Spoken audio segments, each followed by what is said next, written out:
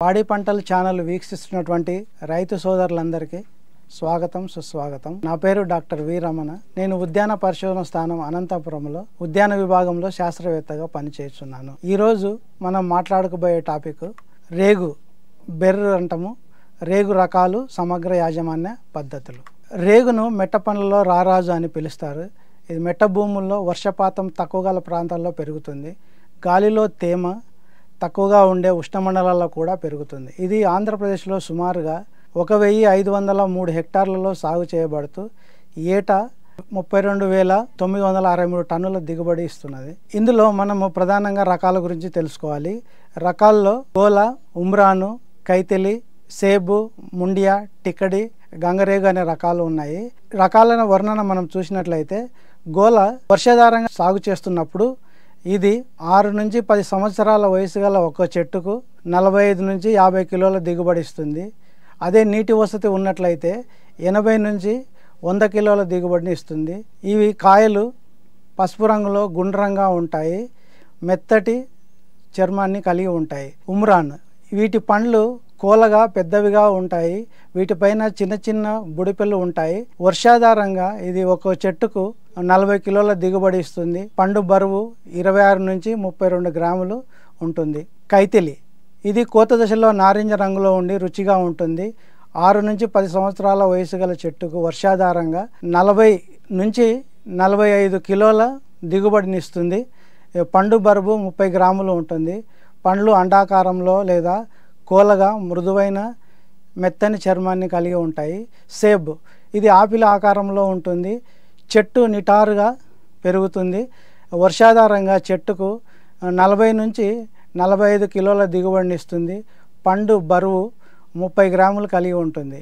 ముండియా, ఈ పండ్లు కోలగా చిన్నవిగా ఉంటాయి. చెట్టు దిగుబడి 30 నుంచి 35 కిలోల దిగుబడిని ఇస్తుంది. దీర్ఘకాలపు పంట. పండ్ల బరువు 14 నుంచి 18 గ్రాములు ఉంటుంది.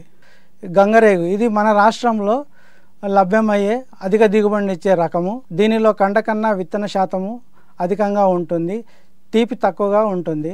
టిక్కడి, పండ్లు అండాకారంలో కోలగా ఉండి పండు కొన భాగం మొనతేలి ఉంటుంది. పక్వానికి వచ్చినప్పుడు ఎరుపు రంగు మారుతుంది. ఈ పండ్లు రుచిగా ఉంటాయి. ఇందులో టీఎస్ఎస్ 25 నుంచి 27 డిగ్రీల బ్రిక్స్ ఉంటుంది.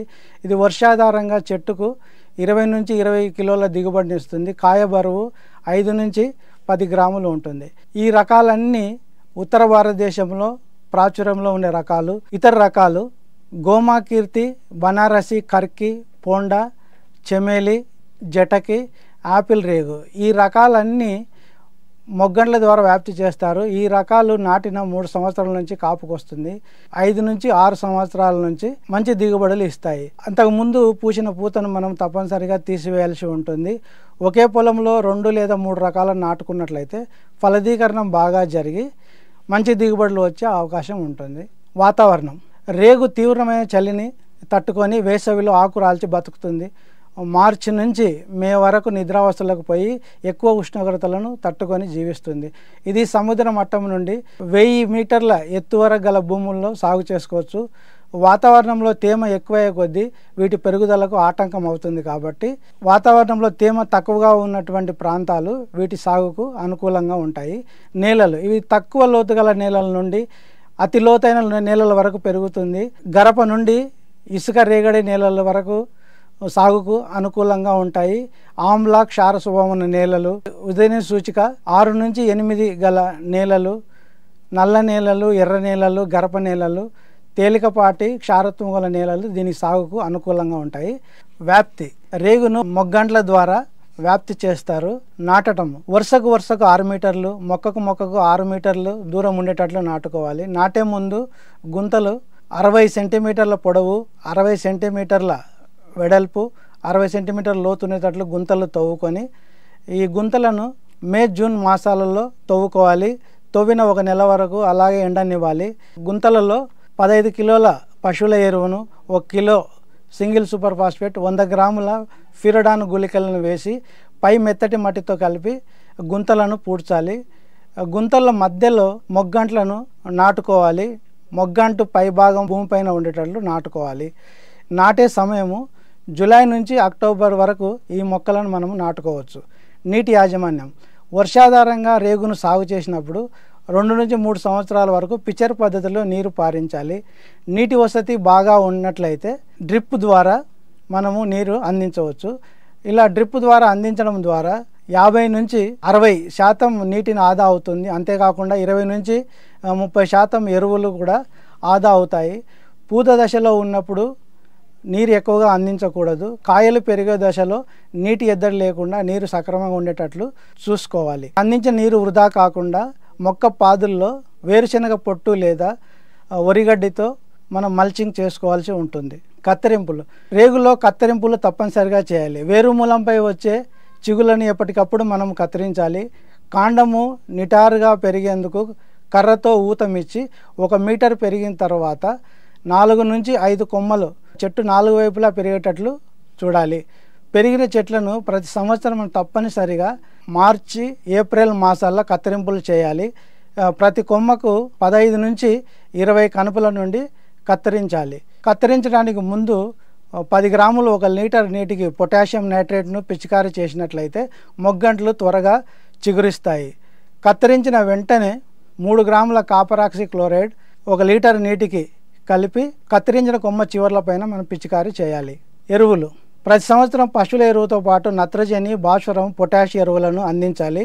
నత్రజనిలో సగభాగము, పొటాష్ పూర్తి భాగము, భాస్వరం పూర్తి భాగము కత్తిరించిన వెంటనే చెట్ల పాదుల్లో వేసి కలియదున్నాలి. మిగిలిన సగభాగము కత్తిరింపులు జరిగిన 3 నెలల తర్వాత వేసుకోవాలి. వీటితో పాటు సమగ్ర ఎరువుల యాజమాన్యం పాటించాలి. సమగ్ర ఎరువుల యాజమాన్యంలో సిఫారసు చేసిన ఎరువుల్లో 50% సేంద్రియ ఎరువుల రూపంలో వేయాలి. మిగతా 50% వేప చెక్క, పశువుల ఎరువు, జీవన ఎరువులైనట్టు అజిటోబ్యాక్టర్ 50 నుంచి 250 గ్రాములు, ఫాస్ఫోబ్యాక్టీరియము 100 గ్రాములు మనం చెట్టుకు వేయడం ద్వారా మంచి దిగుబడులు సాధించవచ్చు. ఎరువులు చూసినట్లయితే ప్రతి సంవత్సరం ఎరువులను పశువుల ఎరువులు కానీ నత్రజని, భాస్వరం, పొటాష్ ఎరువులు కానీ పెంచుకుంటూ పోవాలి. మొదటి సంవత్సరం 10 కిలోల పశువుల ఎరువు, 100 గ్రాముల నత్రజని, 50 గ్రాముల భాస్వరం, 50 గ్రాముల పొటాష్ వేసుకోవాలి. రెండవ సంవత్సరం 20 కిలోల పశువుల ఎరువు, 200 గ్రాముల నత్రజని, 100 గ్రాముల భాస్వరం, 100 గ్రాముల పొటాష్ వేసుకోవాలి. మూడవ సంవత్సరం 30 కిలోల పశువుల ఎరువు, 300 గ్రాముల నత్రజని, 150 గ్రాముల భాస్వరము, 150 గ్రాముల పొటాషియం ఎరువులు వేసుకోవాలి.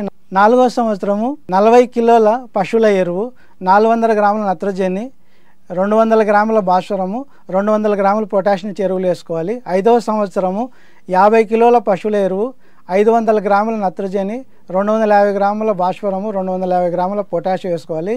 తర్వాత 5 సంవత్సరాల పైబడిన వయసు గల మొక్కలకు 60 కిలోల పశువుల ఎరువు, 750 గ్రాముల నత్రజని, 300 గ్రాముల భాస్వరము, 300 గ్రాముల పొటాషియం ఎరువులు వేసుకోవాలి.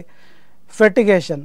సిఫారసు చేసిన ఎరువులను డ్రిప్తో పాటు వివిధ దశల్లో పంపించాలి. ఈ ఎరువులు ఇలా ఫెర్టిగేషన్ ద్వారా ఎరువులు అందించడం ద్వారా ఎరువులు వ్యర్థం కాకుండా తగిన పాలలో పోషకాలను మొక్కలకు అందిస్తాయి. ఫెర్టిగేషన్ విధానంలో మనము అందించేటప్పుడు నీటిలో కరిగే ఎరువులను వాడాలి.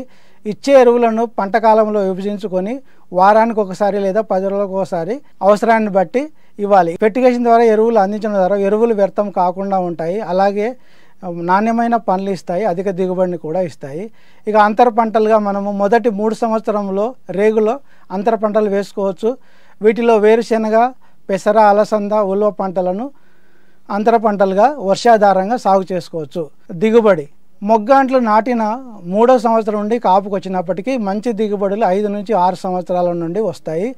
చెట్టుకు వర్షాకాలంలో వర్షాధారంగా 40 నుంచి 50 కిలోలు, నీటి ఆధారంగా అంటే నీరు మనకు అందుబాటులో ఉన్నట్లయితే 80 నుంచి 100 కిలోల వరకు దిగుబడి వస్తుంది. పూత నుండి కాయలు ఎక్కువగా రావడానికి పూత సమయంలో జిబ్బరెల్లిక్ యాసిడ్ 20 ppm పిచికారీ చేయాలి. అలాగే కాయలు కాసిన తర్వాత పిందెలు రాలకుండా 2,4-D 10 మిల్లీగ్రాములు 1 లీటర్ నీటి కలుపుకొని పిచికారీ చేసినట్లయితే పిందె రాలడం మనం అరికట్టవచ్చు. కాయలను కోయడానికి ముందు 1% అంటే 10 గ్రాములు 1 లీటర్ నీటికి కాల్షియం నైట్రేట్ ద్రావణాన్ని పిచికారీ చేసి ఆ తర్వాత కాయలు కోసిన తర్వాత 500 ppmల క్యాప్టోఫాల్ ద్రావణంలో ముంచడం ద్వారా పండ్లు ఎక్కువ రోజులు నిల్వ ఉంటాయి. ఈ అవకాశం ఇచ్చినటువంటి పాడి పంటల ఛానల్ వారికి నా హృదయపూర్వక ధన్యవాదాలు తెలియజేసుకుంటున్నాను. నమస్కారం.